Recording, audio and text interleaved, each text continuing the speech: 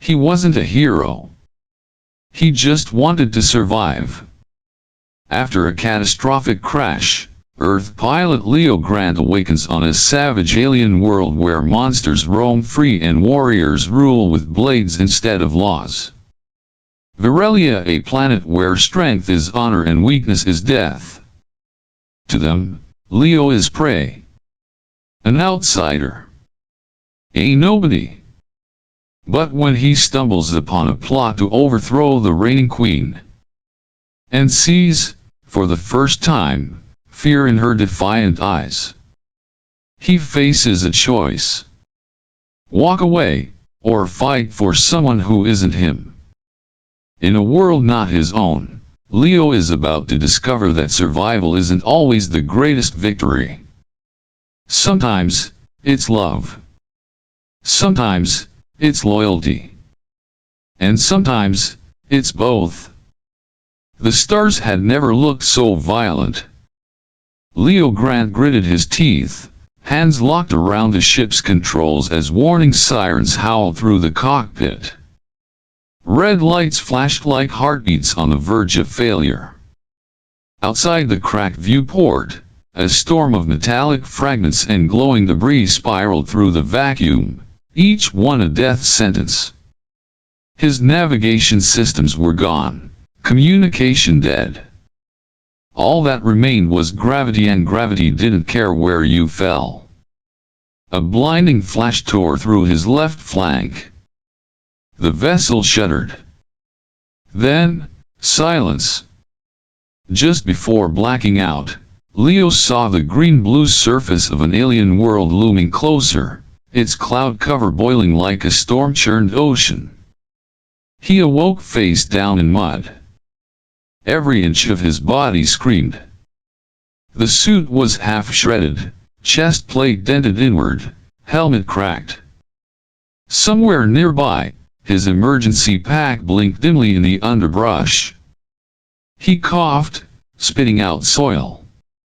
Above him, a sky of dual suns burned pale gold through thick, dripping vines. Virellia. He didn't know the name yet. Didn't know the rules, the dangers, or the fact that surviving the crash had been the easiest part of this nightmare. All he knew was that the air was heavy with moisture, and something in the forest was watching him. With great effort, Leo pulled himself upright and limped toward the blinking light of his emergency kit. The moment he touched it, a low clicking sound echoed nearby. Something metallic. Something alive. He froze. A shadow moved. Then another. From beneath the thick ferns emerged a creature that should not exist. It had the body of a scorpion, but armored in silver plates, glinting with alien symbols. Its eyes, dozens of them, glowed amber. Its tail arched high, dripping with green venom that hissed as it fell to the forest floor. Leo didn't run. He knew better. Instead, he backed away slowly, heart pounding against the bruises on his chest. The creature watched. Waited. Then charged. He dove to the side just in time, rolled down a slope, and landed in a pool of thick, foul-smelling liquid. The venom missed, but the impact didn't. Something cracked in his ribs. Pain exploded through his side. He dragged himself behind a fallen tree, yanked the emergency flare from the pack, and fired it straight into the creature's eyes. A flash of heat. A shriek. The scorpion reeled, clawing at the air. Leo didn't wait. He ran. Branches whipped against his skin. The jungle closed in around him, towering vines, leaves the size of solar panels, roots that pulsed like living things. All the while, sounds followed, clicking, chittering, distant growls too deep to be natural. He found a slope and climbed. Each step was agony. blood leaked into his boot. He didn't care. He needed height. A vantage point. Anything to give him a view. At the summit, he looked back. The jungle stretched endlessly, steamy and surreal. Something roared from below, deep and guttural. He was not alone. Then came the voices. Not human. Low, guttural language. Rhythmic. Coordinated. Leo turned too late. A net of shimmering light slammed into him, pinning his limbs in midair. Before he could react, a spearhead struck his side just hard enough to knock the air out of him, not to kill. Figures emerged from the foliage, tall, armored beings with skin of bronze and eyes like obsidian. Warriors. Not beasts. He thrashed. Shouted. Pointless. One of them leaned in close, studying his face with curiosity and something else. Disdain? Then darkness took him again, swift and absolute. The only sound that followed was the low, steady beat of drums in the distance. Virellia had found him. And it had no intention of letting him go. The sound of the drums was no longer distant. They thundered like gods stomping through the earth. Each beat vibrated through Leo's bones as he stirred awake on cold stone. He was chained, arms bound behind him, his back against a jagged pillar. Light filtered through narrow slits in the towering walls above, sunlight warped by the alien glass. He wasn't alone. All around him were others, prisoners, creatures, and beings of different shapes and sizes, all kept behind barred cells. None looked friendly. Most didn't even look sentient. They watched him in silence, as if already mourning his death. The gates opened. Guards entered, tall, bronze-skinned warriors with angular armor that shimmered with violet edges. They unlocked his restraints without a word. One of them shoved a blunt spear against his chest, motioning forward. Leo rose slowly, bruises still fresh from the crash. His body ached with every step, but he walked. They led him through a long corridor carved from obsidian stone, toward the growing roar of a crowd. The sound hit him like a wave: cheers, chants, alien war cries. Light exploded into his eyes as he stepped into the arena. Kotharic. A circular coliseum carved into the side of a mountain, filled with tens of thousands of spectators. The sky above was split by flying banners, each one bearing a different house sigil. Smoke coiled from burning braziers, scenting the air with metal and ash. In the center, dirt, blood, and bone. A voice rang out, deep and amplified. A stranger from the stars. The last to fall from the sky. Will he prove himself worthy of breath? Or shall his blood feed the roots of Virellia? The crowd roared. Across the arena, another gate opened. From it emerged a giant of a man at least 7 feet tall, clad in minimal armor, muscles braided with ritual scars. He carried no weapon. He didn't need one. Leo's heart pounded. He had no armor. No blade. Only his instincts and whatever tricks he remembered from close combat back on Earth. The horn sounded. The giant charged. Leo barely sidestepped the first blow. The man moved like a beast, swinging fists that could shatter bone. One grace sent Leo flying into the dust. He rolled, spat blood, stood up. Think, damn it. You're not stronger. Be faster. He dodged again, ducked low, swept the giant's leg. It barely moved him. The crowd laughed. The warrior growled and swung again. Leo caught the man's wrist mid-swing and drove his thumb into the nerve beneath the forearm. The giant flinched. Surprised. Leo twisted, dropped his weight, and used the man's momentum to throw him halfway off balance. It wasn't much, but it was something. He circled, breathing hard, dirt clinging to sweat. The warrior came again. This time Leo met the charge head-on, then ducked last second, slipping under the massive arm. He rammed his elbow into the warrior's kidney, then again.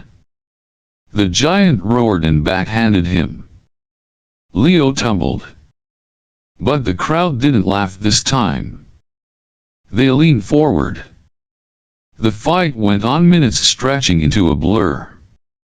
Leo took more hits than he dealt, but every time he fell, he got back up. Bloodied. Bruised. Unbroken. Then he saw his opening.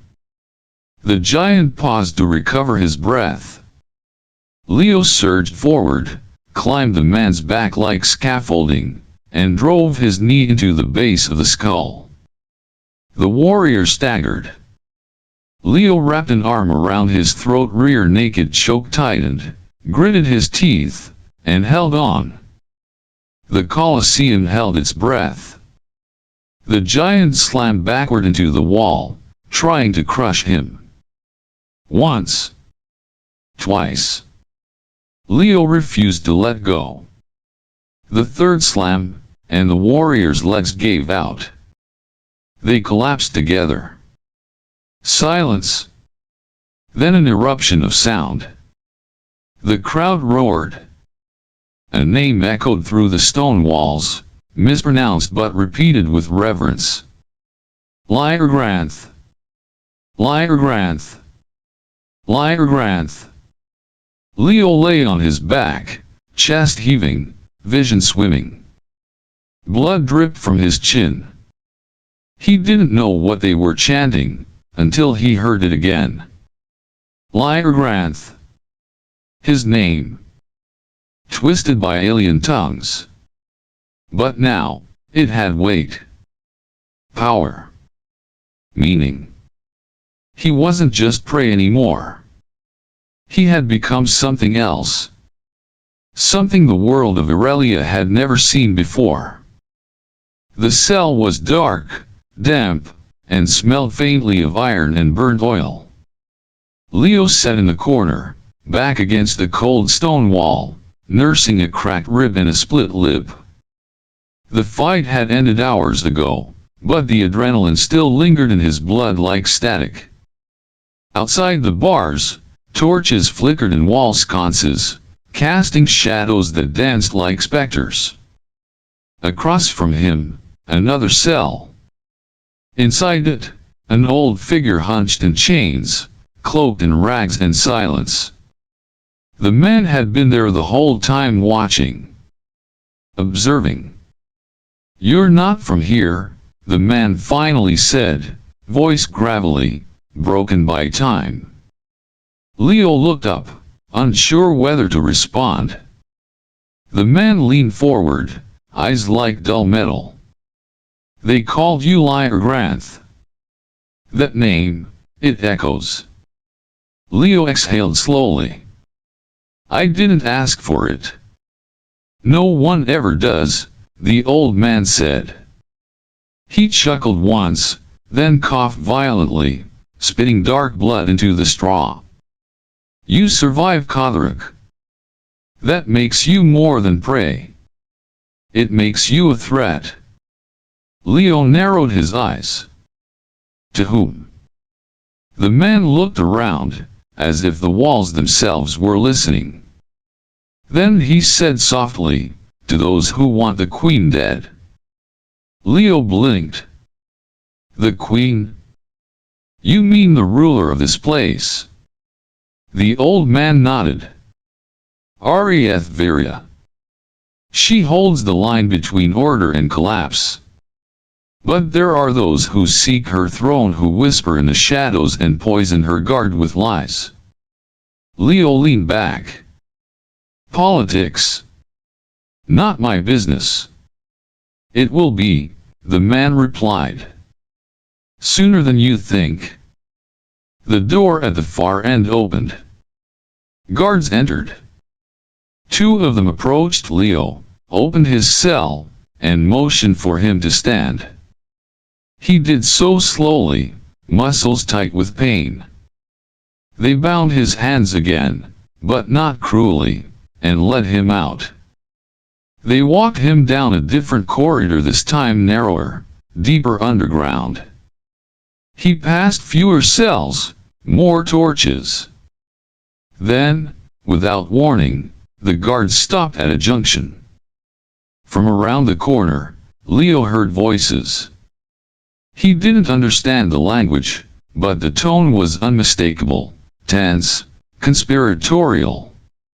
He heard names Arieth, Morzeth, and another word repeated with venom, divine pretender. He leaned slightly, just enough to see. The guards were distracted, talking among themselves. Around the bend, in a small stone chamber, stood 5 figures cloaked in noble armor, one of them tall and commanding, with a curved sword strapped across his back. A map hovered in holographic projection, showing the capital city. They spoke in hushed intensity, one pointing at palace grounds, another drawing a line through military outposts. Leo saw tokens, moved symbols of war. A plan.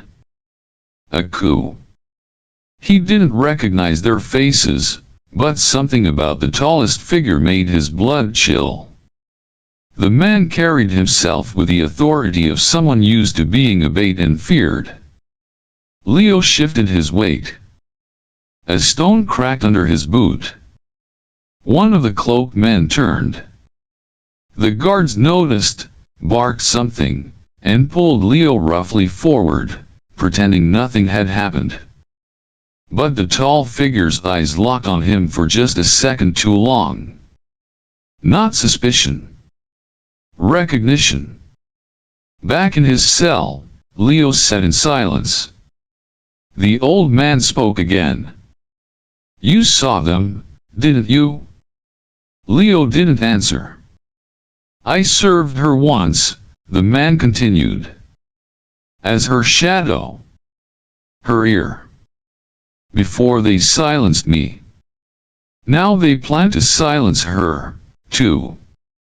Leo stood, pacing slowly. Why tell me any of this? I'm not part of your war. I'm not even from this planet. The man smiled through broken teeth. Exactly. That's why they fear you. You own no house. No bloodline. No loyalty. You're not in their game. That makes you the most dangerous piece on the board. Leo stared at the stone floor, jaw clenched. He wanted no part in this. All he needed was a working ship, a star map, and a way off this cursed world. But he'd seen something he wasn't meant to see. And now, the darkness knew his name. The air above Kotharic smelled of smoke and sweat, but beneath it, Leo Grant walked free. At least, that's what they told him. His wrists were no longer bound. The bruises on his face were fading, though soreness lingered like an echo. Guards no longer dragged him, now they simply watched. Their eyes followed every movement, hands never far from their weapons. Leo had earned a title, honor-bound survivor. A foreigner who had bled in the arena and emerged victorious. The crowd had chanted his name. But that didn't mean they trusted him. Freedom, it seemed, was just another kind of leash. He kept his head down as he moved through the upper corridors of the city. There were banners strung across high walls, golden fabric swaying in the wind. Trumpets echoed from balconies above. Something important was coming. He rounded a corner and paused. A great plaza had opened before him, terraced and ringed with marble archways. People gathered in clusters, armored and robed, faces turned upward. Then came the sound of drums. Deep, rhythmic, royal. The procession began. From the far end, soldiers marched in perfect formation, followed by acolytes and silver-robed figures carrying ceremonial spears. In the center, atop a slow-moving beast with 6 legs and plaited hide, sat a woman in black and violet. The queen. Arieth Virellia. Leo had only glimpsed her from afar in symbols, in whispers, in half-heard tales. Now, there she was, seated on a throne of bone and crystal, flanked by elite guards. She was beautiful, but not in the way humans understood beauty. Her face was carved from elegance and wool. Hair like liquid silver fell across one shoulder. Her gaze moved over the crowd with calm control. Regal. Remote. And utterly alone. Leo's breath caught. The plaza fell into reverent silence. Then, from somewhere to his left, movement. A flicker too fast. Instinct screamed. His military training flared like a match. Leo turned and saw the assassin. Half hidden behind a statue, cloaked in servant garb, arm cocked back. In his hand, a slender spear, its tip shimmering with venom. Time slowed. No one else had noticed. Leo didn't think. He moved. He shoved past guards and stunned onlookers, sprinting across polished stone. Shouts erupted. Weapons drew. But he didn't stop. The assassin threw. Leo dove. The spear sliced through the air, aimed straight for the queen's chest. He hit her hard, knocking her off the throne. The world exploded into motion. They fell. The beast beneath them staggered. The throne tilted, toppled. Arieth screamed once. Then silence. Leo felt weightlessness. Stone crumbled. The railing gave way. And then free fall. Down. Into the canyon below the palace. Wind howled around them. He clutched her tightly. Her body was limp. A flash of rocks. Branches. Then blackness. He woke with blood in his mouth. Pain flared down his spine. But he was alive. Somehow. The sun filtered through tangled branches above. Thick vines had broken their fall. He groaned, rolled onto his side. Next to him, the queen lay still, her eyes closed, pale beneath a smear of dust. Leo crawled to her. Her chest rose shallow. Faint. But alive. He looked up. The ledge they'd fallen from was gone, swallowed by distance and green. No guards. No city. No enemy. Just the two of them. And the wild. He sat back, breath ragged. He hadn't meant to save her. But he had. Now, he didn't know what that meant. Except that everything had changed. And they were utterly, completely, alone. The jungle was alive with whispers. They came from the leaves, the earth, the wind brushing through twisted trees. Strange lights flickered beneath the canopy. The shadows moved even when nothing touched them. And somewhere, always somewhere, there was a low hum, like a creature breathing beneath the roots. Leo pushed forward, half carrying the queen over his shoulder. Her weight slowed him, but he never let go. Each step through the mud, each snag of vines, each sudden rustle in the dark, it all spoke one truth.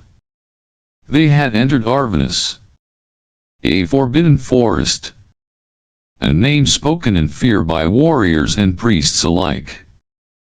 They said spirits walk here, that no blood could be spilled without the ground remembering it, that the trees themselves hungered. But Leo had no choice. Arietha's breath had grown weaker. Her forehead burned. They needed shelter, time, safety, even if that meant walking into the maw of legend. He found a hollow beneath a broken arch, an ancient ruin half swallowed by vines. There, he laid her down, removed her armor, piece by piece, dried the sweat from her brow with a torn scrap of his shirt. She stirred. Her voice was a whisper. "You should have let me die." Leo exhaled. "Yeah, well, I've been bad at following orders lately." Her lips twitched, almost a smile. Then she winced, turning away. "You don't understand this world," she said. "Saving me doesn't win you anything." "I'm not here to win," he replied. "I just couldn't let you fall." Silence passed between them. She closed her eyes, rested. Night came fast. Leo built a fire from glowing moss and dried roots. The flame was green-blue, casting strange shadows. They sat on opposite sides of it, quiet but not cold. Eventually, she looked at him. "You don't kneel. You don't ask permission. You don't speak like a servant. I'm not one. Then what are you?" Leo met her eyes. "Someone trying to do the right thing, even when it's complicated." She studied him for a long moment. Not with disdain, with curiosity, as if seeing a language she didn't yet know how to read. The silence was broken by a sound. Not distant. Close. A rustle. Then a hiss. Leo stood instantly. She followed. From the jungle's edge, it emerged. A creature of nightmare. 8 legs like twisted armor. A body slick and dark, reflecting firelight. Eyes dozens shimmered violet. Its breath curled in tendrils of smoke. Shargaroth. The legend was real. It moved with eerie grace, circling them, low to the ground. Watching. Waiting. Leo grabbed a broken spear from the ruin. Arieth lifted a jagged stone blade. They stood back to back. "Any idea how to kill it?" he muttered. "Only that no one has." The creature lunged. Leo dodged, drove the spear upward. It glanced off the beast's shell. Arieth slashed at its leg, drawing sparks but no blood. The Shargaroth howled. Its tail snapped forward, barbed and glistening. It caught Leo in the side, slicing deep. He fell to one knee, teeth clenched. Arieth screamed, charged. The creature swatted her aside with a limb, sending her crashing into stone. It loomed over Leo. He gripped the spear tighter. "You want something, you bastard? Come get it." He threw. The spear struck the creature's eye. It reeled, shrieking, slamming into the ruins. Vines collapsed. Rocks fell. It thrashed once more, then vanished into the trees. Silence returned, broken only by the crackle of fire. Leo crawled to Arieth. She was bruised, bleeding but alive. Her hand found his. "You don't give up," she whispered. "Not my best trait." She laughed softly, even in pain. They sat again, closer this time. The fire danced between them. Her fingers, bloodied, brushed his. No words. Then hesitantly she leaned forward. He met her halfway. Their lips touched. It wasn't a kiss of passion. It was fear. Relief. Connection. The fragile truth that even here in a place no one returned from, they weren't alone. When they finally pulled back, she rested her forehead to his. "Maybe," she murmured, "you were meant to fall." Leo closed his eyes. For the first time since crashing on Virellia, he believed she might be right. The morning came slowly, filtered through a fog that clung to the treetops like old secrets. The fire had died down to glowing embers. Birds did not sing here. Even the wind moved like it feared being heard. Arieth was already awake. She stood near the ruins, her armor half draped over one shoulder, eyes fixed on something beyond the trees.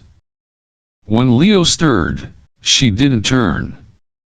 "I need to tell you something," she said quietly. Leo sat up slowly, groaning as the wound in his side reminded him it was still there. "Sounds serious." "It is." He waited. Arieth's voice held a weight it hadn't before. "The man behind all of this, the assassination, the collapse, the turning of the guard, it wasn't some distant enemy?" She turned to face him. "It was Morzith." Leo blinked. "Your general? The one they said was your protector." "He was more than that," she admitted. "He was my mentor. My war brother. For a time, I thought he was the one person I could trust beyond blood." Leo rubbed the back of his neck. "Let me guess, he wanted the throne." "No. Not at first. He wanted me to abandon it. He said the throne was a cage. That true strength should not ask for permission.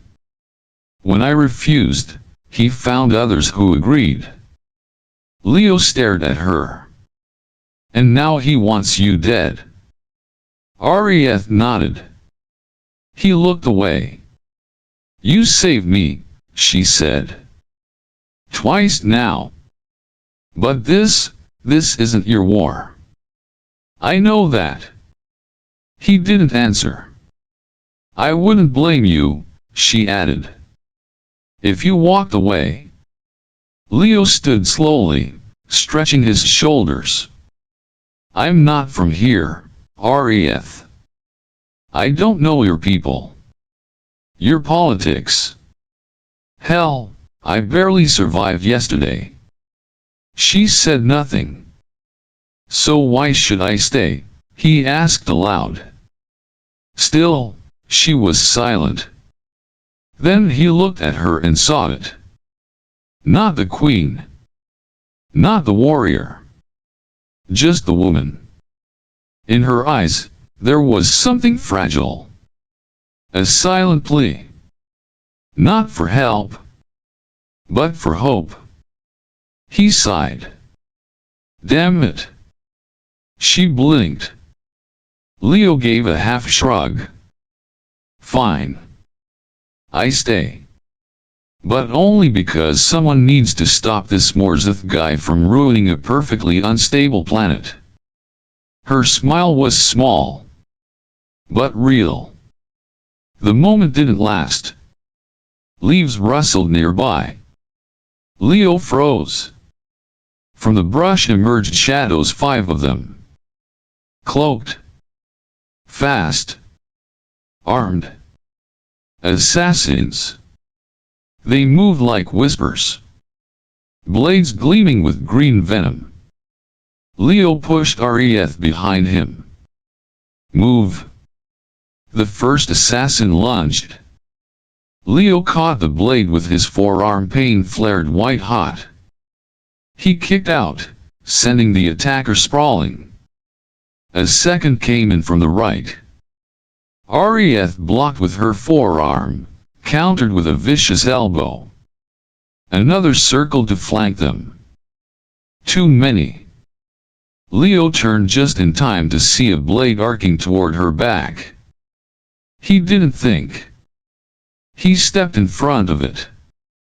The knife drove deep into his shoulder. He grunted, grabbed the attacker's wrist, and twisted until the bone cracked. The man dropped.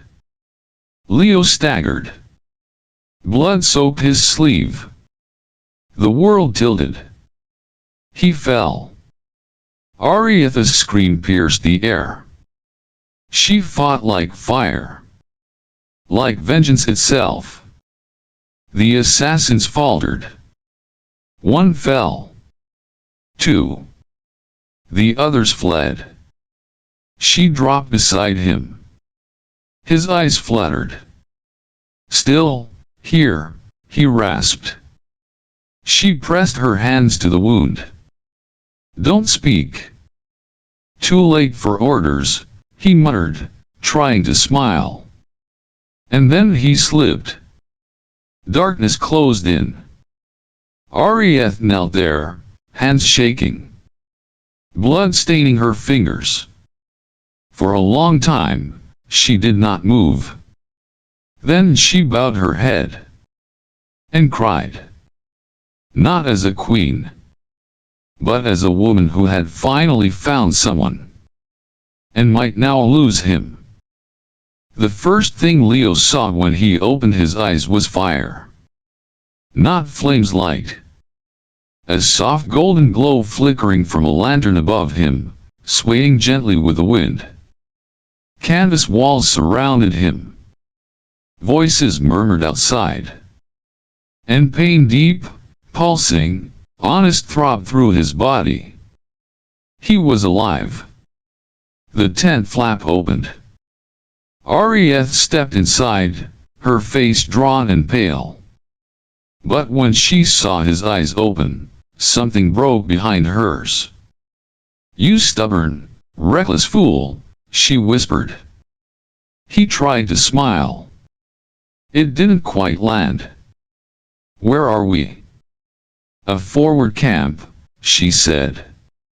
One loyal to my bloodline. The last one that hasn't fallen. Yet. Leo winced, trying to sit. She stopped him with a hand to his shoulder. Rest, she said. I need to move. Leo. I'm not letting him win. She hesitated. Then nodded once. Later that day, under the weight of bandages and resolve, Leo stood before a gathering of warriors. Some wore the polished armor of royal guards. Others bore scars and scavenged steel. But they listened.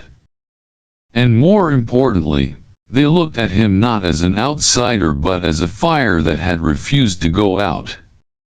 We don't storm the gates, Leo said, pointing to the map laid across the war table. He expects that. We make him think we're scattered. That we've fled.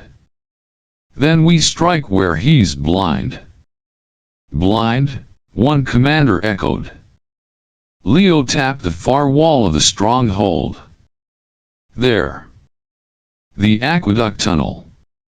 If we use the diversion at the main gate to draw him out, a small team can slip through the rear and reach the prison halls.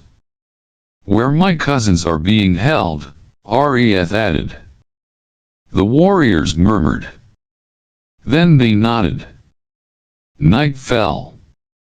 And with it, the fire rose. The assault began with thunder. Explosions lit the sky.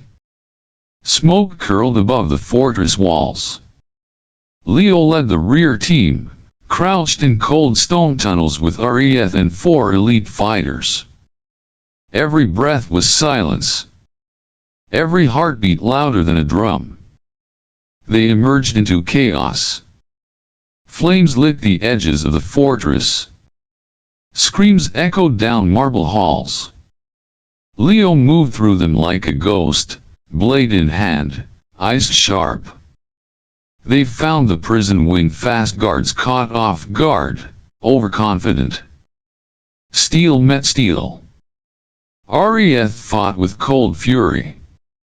Leo backed her with ruthless precision. Room by room, they cleared the path. Then came the chamber. Wide. Circular. Lit by the fire of braziers. And at its center Morzith. He stood beside the chained members of the royal house, one hand resting casually on the hilt of his massive blade. His armor was black and burnished red, etched with runes of war. He smiled when he saw her. I wondered how long it would take, he said. Arieth stepped forward. It ends tonight. No, Morzith replied. It begins again. With your death. And mine, if need be. Then he turned to Leo. And the offworlder. The wild card. I underestimated you. Leo raised his weapon. You won't get a second chance. Morzith laughed. Then charged. The impact was like thunder. Leo barely parried the first strike. His arms shook from the force. Morzith was faster than he looked, and far more brutal. Every move was meant to kill. They fought across the chamber, crashing into pillars, sliding across blood-slick stone. Leo's blade cracked. He threw it aside, drew a smaller one. Morzith struck low. Leo dodged. Came in close. Drove a blade toward the gap in the armor. Too slow. Morzith spun, slamming Leo into a wall. Pain flared. Bones threatened to break. Leo gasped. Then looked at Arieth. And smiled. He waited. For the second swing. It came. Leo stepped into it, not away. The blade sank deep. But not before he drove his own upward into Morzith's chest. Both men froze. Then staggered. Morzith dropped his sword first. Fell to one knee. Then down. Leo crumpled beside him. Arieth screamed his name. Everything blurred. The fire, the screams, the victory. All of it slipped into silence. Leo drifted somewhere between fire and sky. Time slipped like water through his fingers. There were voices, light, pain, then stillness. He remembered Arieth's scream. The way her face broke open when he fell. The taste of blood. And then nothing. He awoke to the sound of rain. Soft, steady. It tapped against smooth stone, filled the silence with something real. He opened his eyes. The ceiling above him was carved with ancient runes that glowed faint blue. Virelian healing lights. A gentle breeze moved the curtains. Outside, a city stirred. He was alive. Arieth sat beside him, her armor gone, replaced by royal silk the color of dusk. Her hand rested on his. Her eyes closed in sleep, though even then, she looked like she carried the weight of galaxies. He shifted. She stirred. Then opened her eyes. She didn't speak. She just leaned forward and held him. When she finally pulled back, her voice was thick. "You shouldn't be awake yet." Leo managed a hoarse whisper. "You shouldn't have let me go." "I didn't," she said. "They used everything we had. The old methods. The forgotten sciences. You were more metal than man for 2 days." He looked at her. "Did we win?" She smiled. "We did." Later that day, they brought him to the palace.